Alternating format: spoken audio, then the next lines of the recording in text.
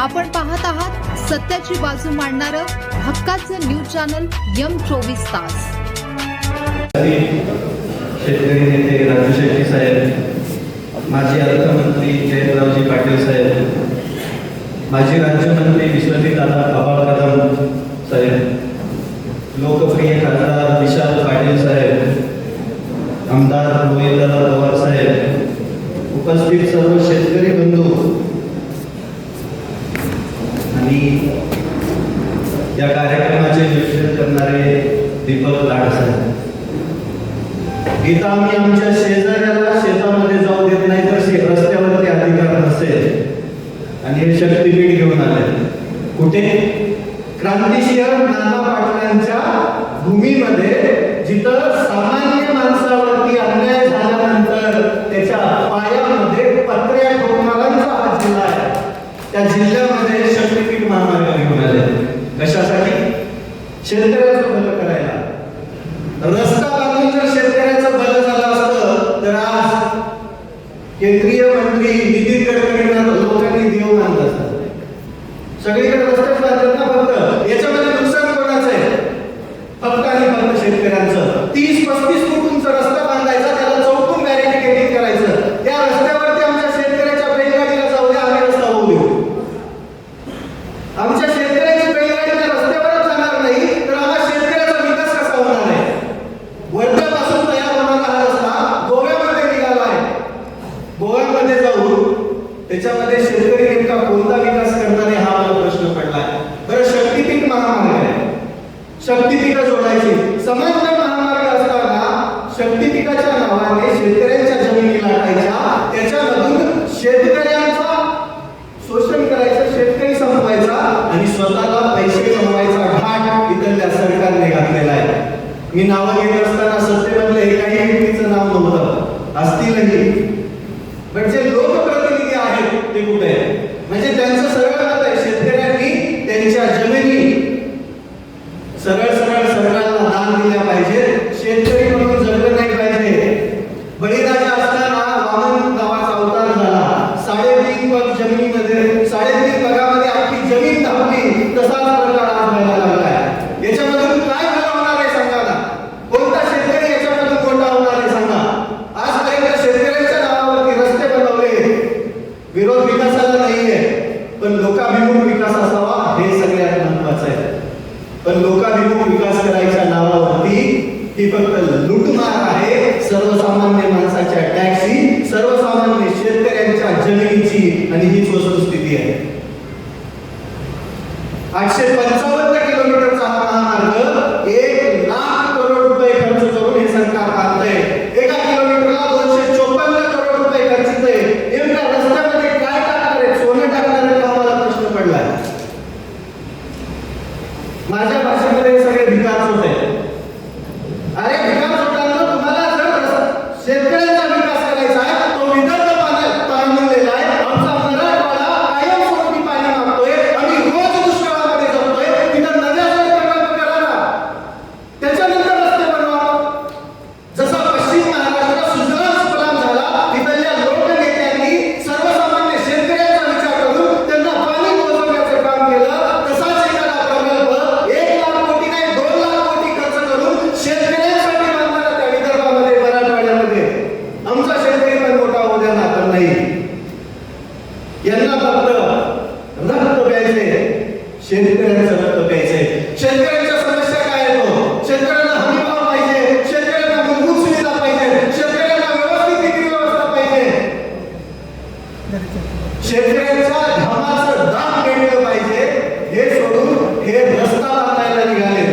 रस्ता बेशक बांधला पाहिजे, पण 6 पदरी रस्त्यावरती जायला माणसंच असायला पाहिजेत ना.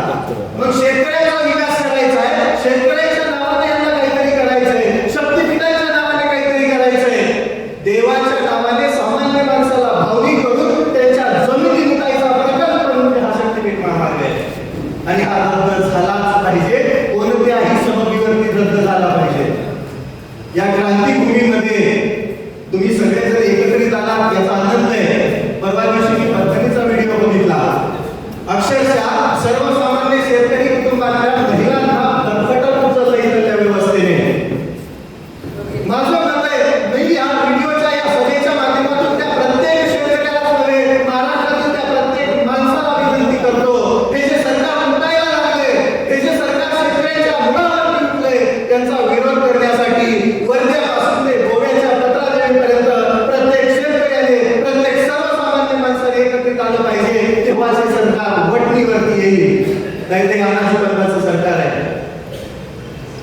लोक यांना टरबूज म्हणतात, पण ती दुधाची लायकी पण नाही, टरबूज गोड असतं. हे या लायकीचेच नाहीये. यांनी फक्त एकच ठरवलंय, शेतकरी संपवायचा. आणि तुम्हाला शेतकऱ्याचं भलं करायचं तर शेतकऱ्याच्या मालाला हमी भाव द्या. जे बोललं होतं, वल्गना केली होती मतं घेण्यासाठी, बिनलाजासारखं शेतकऱ्याच्या बांधावर जाऊन म्हणला होता आणि कर्जमाफी करू, आम्ही शेतकऱ्यांना कर्जमुक्त करू, ते द्या. आमच्या शेतकऱ्याला विक्री व्यवस्था उपलब्ध करून द्या. पण नाही, यांनी एकच ठरवलंय, शेतकरी संपवला की सगळ्या समस्या संपणार आहेत म्हणून हे नाटक घालतायत. यांचा विरोध नाही, यांना पायावर आणण्यासाठी, यांना वटणीवरती आणण्यासाठी याच्यापेक्षा मोठं जन आंदोलन करायला पाहिजे. मी तर प्रत्येक वेळेस शेतकऱ्याच्या बाजूला सुद्धा आहे, कारण की आपल्या अंगाला कोणता पक्षाची टकला नाही, कोणती संघटनाची टकली नाही. माझं इमान फक्त माझ्या शेतकरी बापाच्या पायावरती आहे आणि त्याच्यासाठीच मी लढतोय. मी कधीच कोणत्या पक्षात जाण्यासाठी याच्या स्टेजवरती येत नाही, कधीच कोणत्या पक्षासोबत, कधीच कोणत्या पदासाठी या पक्षामध्ये किंवा इथल्या संघटनेमध्ये जाण्याचा प्रयत्न करत नाही. का? कारण की मला फक्त एकच गोष्ट माहिती आहे, शेतकऱ्यांसाठी आजपर्यंत राजू शेट्टी साहेबांनी खूप मोठे लढे उभे केले, खूप सारे शेतकरी नेते उभा केले, पण त्या प्रत्येकाने शेतकऱ्यांच्या पाठीमध्ये खंजीर खुपसून स्वतःची झोळी बांधण्याचा प्रयत्न केला. ते तुम्ही आजकाल परवा दिवशी पण बघितलं. 6 महिन्यापूर्वी सांगितलं होतं चॉकलेट खाणार आहे. विधान परिषदेचे चॉकलेट घेतले की शेतकरी वाऱ्यावर सोडला आणि हे प्रत्येक जण करतोय. त्यामुळे तुमचं कोण आहे ओळखायला विचार करा. तुमच्यासाठी तुमच्यामधला एखादा जर लढत असेल, तुमच्यामधला एखादा पुढे होऊन शेतकऱ्यांसाठी जीवाचं राग करत असेल तर त्याच्या पाठीमागे उभं राहायला तयार व्हा. कारण की इथून पुढचा काळ हा संघर्षाचा आहे. इथून पुढचा काळ आपल्या जीवावरती उठणार आहे. हे सरकार लोकशाही मार्गाने निवडून जरी असं आलं असलं तरी हे हुकुमशाहीने आपलं रक्त पिण्यासाठी सदैव तत्पर आहे. या सरकारला वटणीवरती आणण्याचं आपलं काम आहे. काय भेटणार आहे शेतकऱ्याला? 20-20 किलोमीटर पर्यंत एक्झिट नाहीये किंवा खालून जाण्याचा पास नाहीये. एखाद्या शेतकऱ्याची जमीन गेलीच, त्याची निम्मी जमीन पलीकडल्या बाजूला राहिली, इकडल्या निम्मी जमीन इकडल्या बाजूला राहिली, त्या पाईपलाईनचा क्रॉप मिळवण्यासाठी त्याला 20 किलोमीटर जावं लागणार आहे. आणि हे विकास म्हणत नाही त्याला. यांना लाजा वाटल्या पाहिजे. शिवाय तर तुम्ही तर इथे नाही देऊ शकत, रोज देतो तुम्ही बघतातच. खरं बोलणाऱ्याला सगळ्यात जास्त त्रास लोक द्यायचा प्रयत्न करतात, पण यांना काय माहिती शेतकऱ्याचं वर्ग हे ऐकायला नाही, तुम्हाला हिकून टाकायला बसलंय. आजपर्यंत तेच करत आलो, इथून पुढे पण तुमच्या या संघर्षामध्ये कायम स्वरूपी हा रविदास साबळे पाटील कायम तुमच्या सोबत उभा असेल. या रस्त्याचा कधीच शेतकऱ्यांना फायदा होणार नाही हा माझा शब्द आहे तुम्हाला. याच्यामध्ये फायदा कोणाचा आहे हो? याच्यामध्ये कॉन्ट्रॅक्ट घेणारा त्या कॉन्ट्रॅक्टरचा फायदा आहे, याच्यामध्ये त्या मोठ्या सगळ्या उद्योगपतींचा फायदा आहे, याच्यामध्ये त्या प्रत्येक भिकाचोट लोकप्रतिनिधीचा फायदा आहे जे सत्तेमध्ये भांडवलासारखं बसलेले आहेत. यांना फक्त लुटायचंय, यांना फक्त स्वतःची घरं भरायची आणि स्वतःच्या लेकराचं भविष्य मोठं करायचा प्रयत्न करता येते. आज प्रत्येक ठिकाणी तीच परिस्थिती आहे. शेतकऱ्याच्या लेकरांना शिकलं नाही पाहिजे म्हणून जिल्हा परिषद शाळा बंद करायच्या, कारण की या विकास सोडायची लेकरं कुठं जातात बाहेर देशामध्ये शिकायला. शेतकऱ्याच्या जमिनी हडप करायच्या, शेतकऱ्याच्या जमिनी घेऊन त्याच्यावर रस्ते बांधायचे. शेतकऱ्याच्या जमिनी संपल्या की शेतकऱ्याचा प्रश्नच होणार नाही. शेतकरी संपला की कुठं राहिला समस्या? का समांतर मार्ग नाहीये का या रस्त्याला? आहे की नाही? या शक्तीपीठ महामार्गाला समांतर महामार्ग असताना नवीन महामार्ग बांधायची काय गरज आहे? ज्यावेळेस समृद्धी महामार्ग बांधला त्यावेळेस पण हीच अवस्था होती. यांनी काल परवा दिवशी एका यमुना एक्सप्रेसचं उद्घाटन केलं. त्याला टोल किती माहिती का? एका बाजूने जायला 1800 रुपये टोल आहे आणि दुसऱ्या बाजूने यायला 3600 रुपये टोल मध्ये जातात. काल परवा दिवशी मी एक अनालिसिस केलं. विमानाच्या तिकिटाला प्रयागराजला जायला 5000 रुपये लागतात तर गाडीने जायला 5300 लागतात. आणि हे रस्ते बांधून विकास करणार आहे. बरं मला एक गोष्ट सांगा, कधी तुमचं नागपूरला काम पडलंय का? नागपूरच्या कोणत्या शक्तीपीठाला तुम्ही बाहेर पडायला गेलं काही हात वर करावं? कधी पात्राने बघितली का? अरे सगळ्यात मोठं शक्तीपीठ कोणतं असेल तर तो शेतकरी आहे आणि त्या शेतकऱ्याला जगवायचं काम करायला हे आपल्या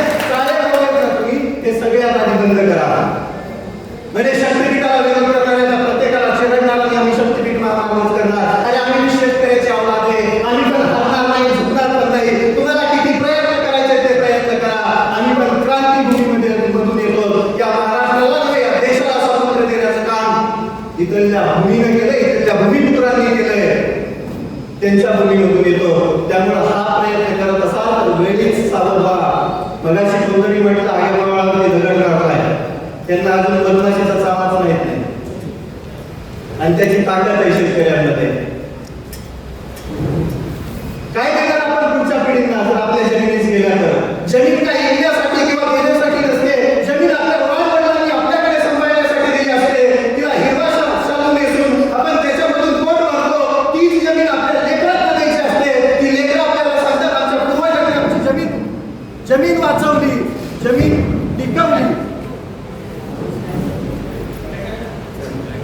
आवाज येतोय का? जमीन वाचवली, जमीन टिकवली आणि तीच आम्हाला दिली. तेव्हा कुठे आपण म्हणू की आम्हा शेतकरी आमच्या पूर्वजांनी पुढच्या पिढीला पण जमीन नावाचा वारसा दिला आणि शेतकरी राजा टिकवण्याचं काम केलं. आपल्याला ते एकजूट होऊन करावं लागेल. पक्ष, जाती, संघटना हे बाजूला ठेवून शेतकरी म्हणून आपल्याला एकत्रित यावं लागेल. आपण सगळ्यात कमी तिथंच पडतो. शेतकऱ्याचा विषय आला की आपण कुठेतरी वाकडं चालायला लागतो का? आपण कुठेतरी कोणत्या तरी संघटनेसोबत, कोणत्या तरी पक्षासोबत, कोणत्या तरी नेत्यासोबत जोडल्या गेलेलो असतो. तर राजावर एक गोष्ट लक्षात घ्या. आता तुमच्याकडे मगाशी बाबांनी सांगितलं तुमच्याकडे बगळे येतील. मी माझ्या भाषेत सांगतो काय करायचं त्यांच्यासोबत. आला म्हणला की तुमची जमीन द्या, काही प्रॉब्लेम नाही, त्याला विकासच होणार आहे. त्याला एक शब्द मी बोलायचं नाही. आपल्या शेतामध्ये ढेकूळ असतो बघा, ढेकूळ माहिती ना, उचलायचा ठोकळा वाजून आणायचा. हिंसा नाही शकत. ज्या वेळेस आपल्याला लुटायचा प्रयत्न केला गेला त्यावेळेस छत्रपती शिवरायांनी तलवार कसली होती, त्यांच्याच विचारांचा, त्यांचाच विचार सांगणारा, त्यांचाच वारसा होता. हे विसरता कामा नये. फक्त भाषण करून, फक्त तुम्हाला एकजूट करून नाही. या सरकारला, या मंगल कार्यालयाची आजची सभा उद्याच्या व्यवस्थेच्या छतावरती उभा राहायची तयारी ठेवा. तेव्हा कुठे हे रद्द करतील, तेव्हा कुठे हे थांबतील, तेव्हा ते कुठे हे लुटायचा प्रयत्न कमी करतील. अहो खूप विकास करायचा आहे ना. आम्हाला तुम्हाला सांगा, मी भूमकरांच्या वाशी मतदारसंघातून येतो. आमच्या इथे आतापर्यंत 3 आमदार झाले, सॉरी 4 झाले. सगळ्यात पहिल्यांदा बाबा झाले मोठे. त्यांनी काय स्वरूपी आमच्या शेतकऱ्यांना, सर्वसामान्यांना, मतदारांना सांगितलं की तुम्हाला सुजलाम सुफलाम करू, तुमचा मतदारसंघ पाणीदार करू. 2-3 वेळा निवडून आले, विधानसभेवरती गेले, कधी प्रश्न मांडला नाही. त्यानंतर त्यांचे सुपुत्र झाले, 3 टर्मला त्यांनी आमदारकी भोगली. प्रत्येक वेळेस मुद्दा एकच, तुम्हाला पाणी देऊ, पाणीदार करू, तुमचा भाग दुष्काळमुक्त करू. 3 वेळा आमदार झाले. त्यानंतर आमचे तानाजीराव सावंत मंत्री पण झाले, आमदार 2 वेळा आमदार झाले. अजूनपर्यंत कॅनलचं काम नाही. गाव विकास करताना ते दिसत नाही तुम्हाला. नवनवीन विकास करायचा आहे, फक्त रस्ते घालायचे, लोकांना दाखवायचं आम्ही विकास होतोय. एवढंच काम इथल्या सरकारने केलंय आणि माझ्या नजरेमध्ये नाजायज सरकार आहे. कारण त्यांना शेतकऱ्यांनी निवडून दिलं नाही, ते बसणीवरती निवडून आलेले असं सगळेच म्हणतात. त्यांना उकडून फेकायची वेळ आहे. त्याच्यासाठी सगळ्यात पहिलं प्रस्थापितांना उकडायचा प्रयत्न करा. सर्वसामान्य नेतृत्वांना मोठे करायचा प्रयत्न करा, कारण की तेच तुमची चाट ठेवणार आहे. बोलायला खूप आहे, खूप सांगायला आहे. तुमचा भाग सुजलाम सुफलाम आहे. तुमच्याकडे सगळा 90% ऊस पिकवला जातो. तुम्ही तरी आपले पैसे कमवून बसलेला आहात. पण पुढच्या पिढीला काय देणार तुम्ही? पैसे काय मोबदला भेटणार आहे तुम्हाला? 15-20 लाखाची जमीन 2-2.5 पटाने पैसे देऊ, अजून पण ठरलं नाहीये ते. 40-50 लाख रुपये एकरी तुम्ही घेणार. किती दिवस होतील तुम्हाला ते पैसे? किती दिवस टिकतील? तुम्हाला माहिती आहे व्यवस्थित गाव आयटी पार्कला दिलेल्या जमिनी लेकर गुन्हेगार झाली. कशामुळे? जमिनी दिल्यामुळे, जमिनी लुटल्या गेल्यामुळे. आपल्या भागाला ते करू नका, कारण की आपली भूमी ही क्रांतीची भूमी आहे. वेळ आली तर पत्र्या ठोकायची तयारी ठेवा आणि यांना दाखवून द्या की स्वातंत्र्य वीरांची भूमी काय असते. स्वातंत्र्य मिळवण्यासाठी आम्ही या भूमीमध्ये रक्त सांडले, इंग्रजांना सोळती करून सोडले. तुम्ही तर आमचेच आहे, तर आमच्या मधूनच निघून पाठवला झाला. तुम्हाला धडा शिकवायला आम्हा शेतकऱ्यांना जास्त वेळ लागणार नाही. एकत्र या राजांनो, हेवे दावे सोडून एकत्र या. इथं तुम्हाला म्हणलं भाऊकीचा रस्ता नसेल, भाऊकीचा काही संबंध नसेल त्या रस्त्यावरून, तर आम्ही इथं चालत जाऊ देत नाही त्या रस्त्यावरून त्याला. आणि सरकार आमच्या जमीन घेणार आणि रस्ता बांधणार. तुमच्या बापाची पेंड आहे का? एकत्रित येऊन लढा, एकत्र